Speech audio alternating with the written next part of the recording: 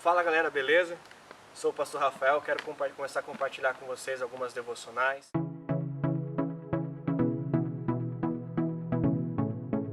E hoje nós temos a nossa primeira devocional em Filipenses capítulo 1, versículo 27 até o versículo 30. Creio que Deus tem sempre algo especial para falar ao nosso coração através da sua palavra. O mais importante é que vocês vivam em sua comunidade de maneira digna das boas novas de Cristo. Então, quando eu for vê-los novamente, ou mesmo quando ouvir a seu respeito, saberei que estão firmes e unidos em um só espírito e um só propósito, lutando juntos pela fé que é proclamada nas boas novas. Não se deixem intimidar por aqueles que se opõem a vocês. Isso é um sinal de Deus de que eles serão destruídos e vocês serão salvos. Pois vocês receberam o privilégio não apenas de crer em Cristo, mas também de sofrer por Ele. Estamos juntos nessa luta. Vocês viram as dificuldades que enfrentei no passado e sabem que elas ainda não terminaram. A carta de Filipenses é uma carta na prisão, onde Paulo estava preso. Ele traz uma reflexão para a igreja de alegria em meio ao sofrimento.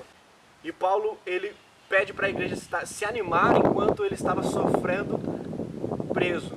Nós precisamos viver de um modo digno daquilo que nós recebemos de Cristo, né? De um modo digno do Evangelho, das boas novas. Ele começa isso logo no versículo 27. O mais importante é que vocês vivam em sua comunidade de maneira digna das boas novas de Cristo.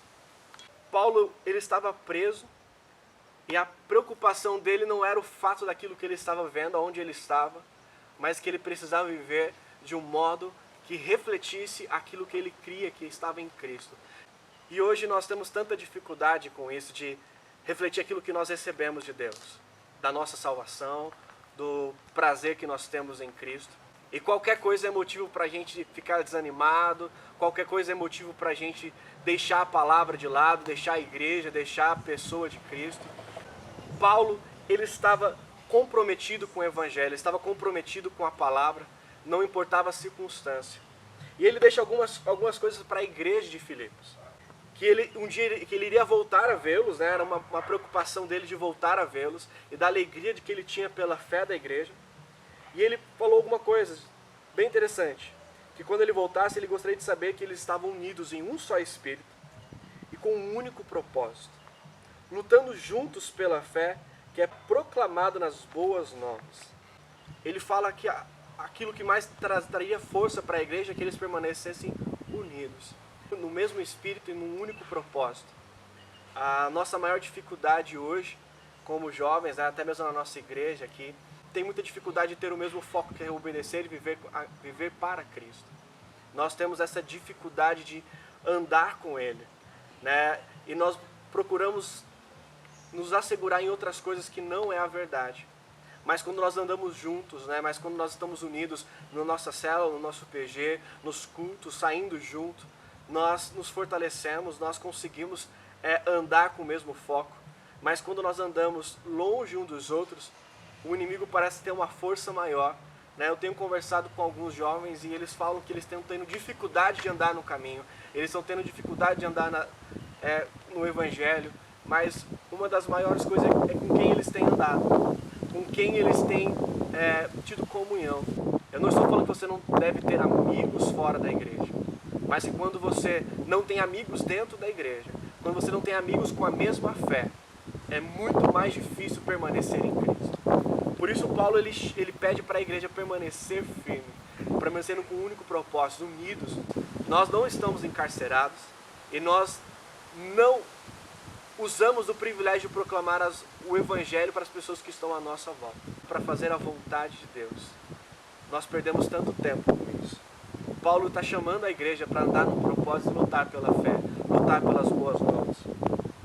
E não só isso, ele fala só, vocês não precisam se intimidar por aqueles que se opõem ao Evangelho, por aqueles que são contrários ao Evangelho. Isso é um sinal de que Deus vai destruir essas pessoas e de que vocês estão sendo salvos.